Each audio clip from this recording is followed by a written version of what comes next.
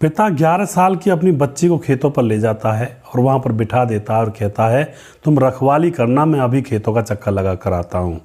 अब वहाँ पर कोई भी था नहीं, खेतों पर सन्नाटा था।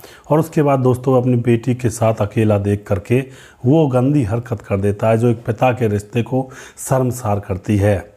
उसके बाद उसका जो दादा होता है उसको कमरे में ले जाता है और उसका जो चाचा होता है उसको हाथ पैर बांध करके उसके साथ वही कृत्य करता है।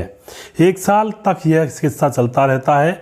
1 साल के बाद बच्ची 2 महीने की गर्भवती हो जाती है और जब पुलिस वालों को यह मामला पता चलता है तो पुलिस वाले भी शर्म से पानी पानी हो जाते हैं कि क्या एक परिवार अपने ही घर की 11-12 साल की मासूम बच्ची के साथ ऐसा कुकृत्य कर सकता है।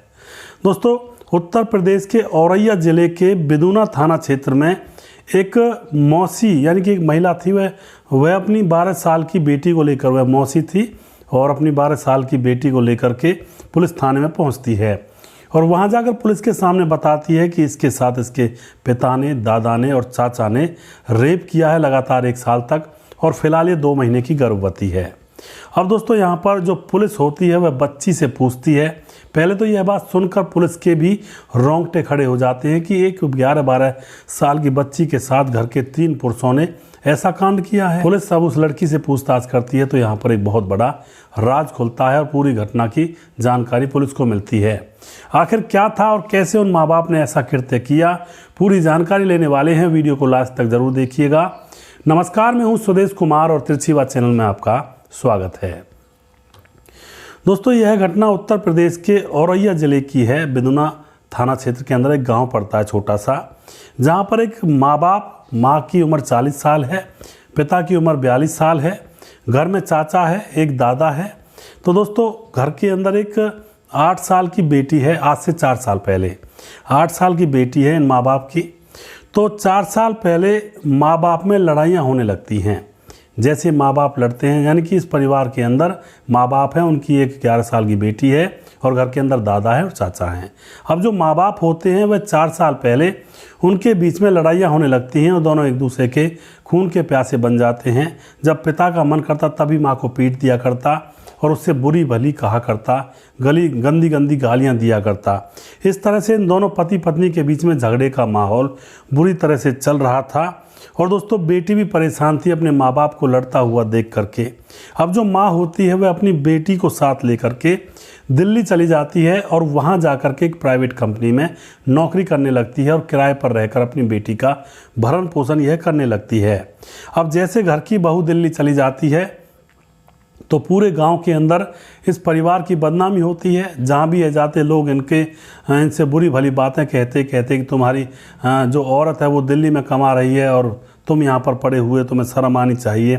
अब तो जब बदनामी होती है तो घर वाले सोचते हैं कि उसको वापस लाना चाहिए, तो पहुँच जाते हैं, उससे माफ़ी वगैरह मांग करके दोनों माँ बेटी को वापस घर ले आते हैं।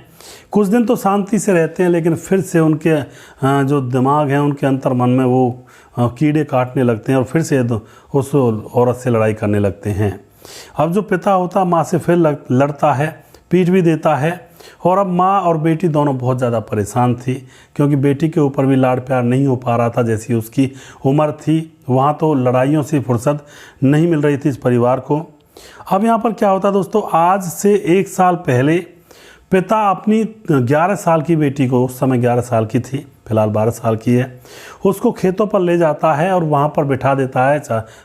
जो मेड होती है, जैसा कि मैंने आपको कहानी के स्टार्टिंग में थोड़ा सा हिंट दिया था, मेड पर बैठी रहती है और कहता है कि यहाँ पर ध्यान रखना, कोई जंगली जानवर ना आए, फसल को ना बिगाड़े। और उसके बाद वह खेतों को देखने के लिए इधर उधर निकल जाता है। अपने बहुत सारे खेत थे उनके। वापस जैसे लौट के आता है तो अकेली बेटी को देख करके उसके मन में पता नहीं क्या बदलाव आता है, या तो उसकी माँ से बदला लेने का यह माध्यम बना हुआ था या बनाया था। तो वह उस बेटी को झोंपड़ी में ले जाता, जो खेतों पर झोंपड़ी बनी थी उनके, और उसके साथ वह कपड़े उतार कर वह कांड कर देता है जो एक बाप को कतई भी शोभा नहीं देता अपनी बेटी के साथ, और बेटी भी जो कि अभी जिसकी उम्र भी नहीं हुई है ज़्यादा। अब तो उसके साथ जब रेप कर दिया जाता है तो उसके बाद धमकी देता है, अगर यह बात तुमने किसी को बताई तो तेरी माँ को जान से मार दूंगा।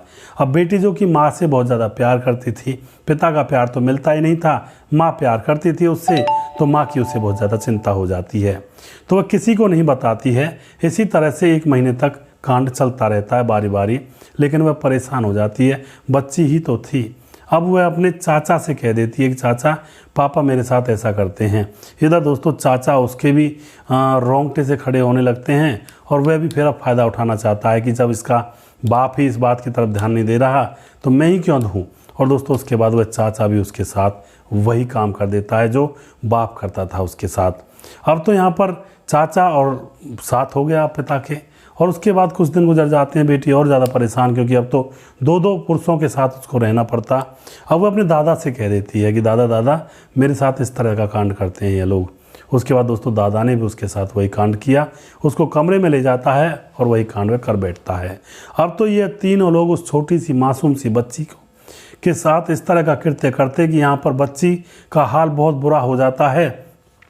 माँ से वह कह नहीं पाती है, क्योंकि उसको डर लग रहा था कि मेरी माँ को कहीं ये लोग मार ना दे, क्योंकि एक माँ ही तो है जो मुझे प्यार करती है। अब तो दोस्तों यहाँ पर वह चुपचाप ये सारा कुछ सहन कर रही होती है। 1 साल गुजर जाता है, और अब फिलहाल 1.5 महीने पहले उसकी माँ की मौत हो जाती है। वह टूट जाती है अंतर्मन से कि अब मैं किसके सहारे रहूँगी। चाचा पापा और दादा ये तो मेरे जिस्म के भूखे हैं, हवस के प्यासे हैं, ये तो मुझे बेटी मानते ही नहीं हैं। अब तो वह परेशान हैरान, पर करती भी तो करती क्या, जाए तो जाए कहाँ। 12 साल की फ़िलहाल हो चुकी है। अब तो यहाँ पर दोस्तों कुछ दिन और गुजर जाते हैं, महीना 2 महीना। उसके बाद अब जो बेटी होती है उसको उल्टियाँ लगना स्टार्ट हो जाती हैं। जैसे वह बात बात पर उल्टी करने लगती है तो जो उसका चाचा होता है उसको शक होता है कि कहीं इसके पेट में बच्चा तो नहीं ठहर गया है।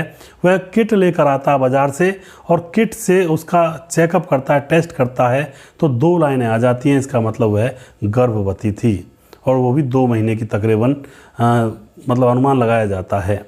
अब तो यहाँ पर क्या होता है दोस्तों, बच्ची गर्भवती हो जाती है, और जो चाचा होता है वह बहुत ज़्यादा परेशान है।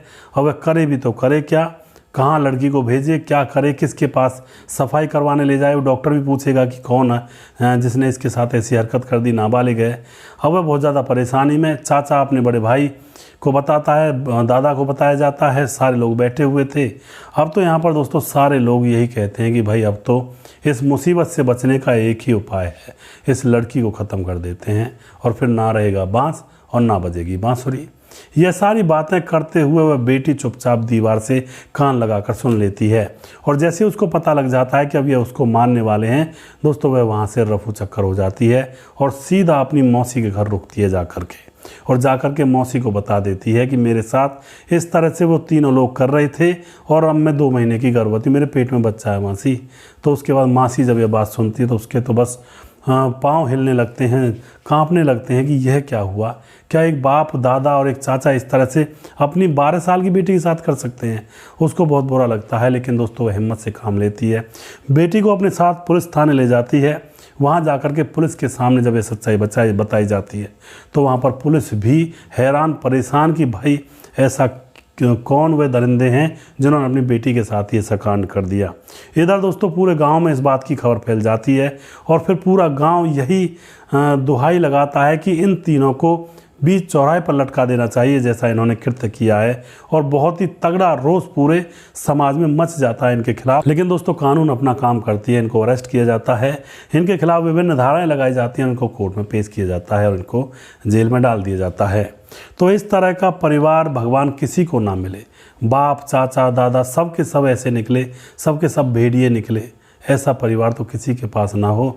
ऐसे परिवार से तो अच्छा है कि इंसान बच्चा या बच्ची अकेला ही जी ले तो भी अच्छा है।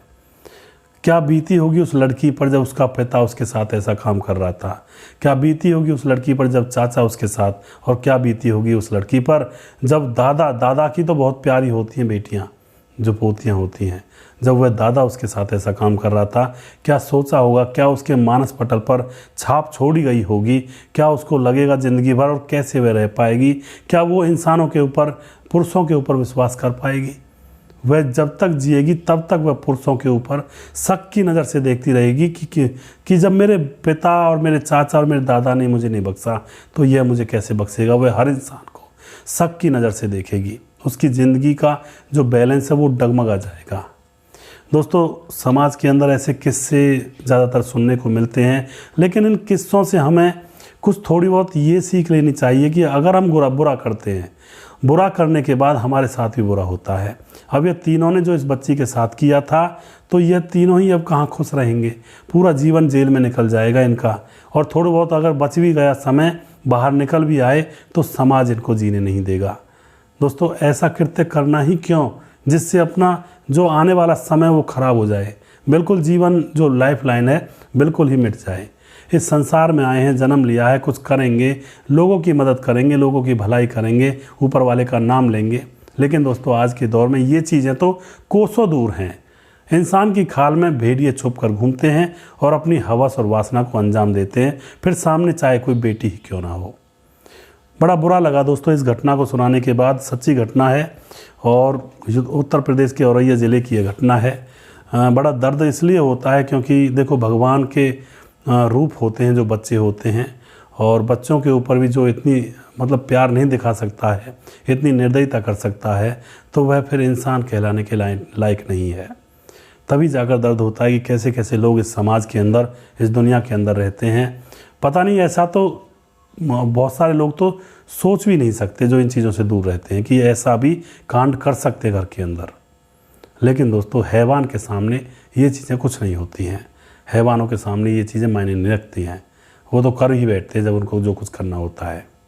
दोस्तों, अगला वीडियो बहुत जल्दी फिर से लेकर आऊँगा, और वीडियो के लास्ट में कुछ भाइयों के नाम जरूर लेना चाहूँगा जो भाई हमारे वीडियोस को लगातार देखते हैं और हमें खूब सपोर्ट करते हैं। राम मोहम्मद यासीन लाहौर पाकिस्तान से हमारे वीडियोस को देखते हैं। राधेश्याम शर्मा सिरसी जयपुर राजस्थान से, जो कि हमारे वीडियोस पर लगातार बने रहते हैं। आदिल भाई हमारे साथ कमेंट करते हैं हमारे वीडियोज़ पर, और कुछ कमेंट यहाँ पर लेता हूँ। अजीत भाई हमारे जो कि कमेंट करते हैं। रामपाल हैं, सूर्य प्रकाश मिश्रा जी हैं। सर जी, समाज का एक तबका अभी भी ऐसा ही है जो अंधभक्ति और लालच में लिप्त है, नहीं तो किसी न किसी पारिवारिक मेंबर के दिमाग में यह बात आती कि ये नकली तांत्रिक है। रुदौली जिला अयोध्या से, पत्नी का नाम शिखा मिश्रा है। सुजीत कुमार हमारे भाई कमेंट करते हैं, भाई का बहुत धन्यवाद करता हूँ। राम गोसाई हैं हमारे भाई, और उसके बाद मोनू जैन हैं, मुकेश कुमार हैं जो कि यूपी तरासी से हैं, और दादा अंकित सिंह तोमर हमारे भाई कमेंट करते हैं। मनोज कुमार पटेल जो कि कमेंट करते हैं। राम मोहम्मद यासीन लाहौर पाकिस्तान से हैं, और उसके बाद हमारे साथ हैं GS पांडे जो कि नेपाल से हमारे वीडियोज़ पर कमेंट करते हैं। सुजीत कुमार, संजीव कुमार जो कि नेपाल से कमेंट करते हैं। HP सिंह हमारे भाई जो कि कमेंट करते हैं हमारे वीडियोस के ऊपर, और सलाउद्दीन खान जो कि हमारे भाई लगातार कमेंट करते हैं, और नईम अहमद हमारे भाई बहुत दिनों से कमेंट नहीं कर पा रहे हैं, और डॉक्टर नरेंद्र तंवर जो कि नोएडा से हमारे वीडियोज़ पर कमेंट करते हैं, और सुशील चौधरी हमारे भाई जो कि बहुत ही अच्छी कमेंट करते हैं। सभी भाई इसी तरह से हमें सपोर्ट करते रहें। कमल बख्शी भाई हमारे बहुत दिनों में कमेंट किया है, आप लगातार बने रहें, और अगला वीडियो बहुत जल्दी फिर से लेकर आऊँगा, और जिस भाई का नाम रह गया है वो अगले वीडियो में ज़रूर लूँगा। जय हिंद, जय भारत।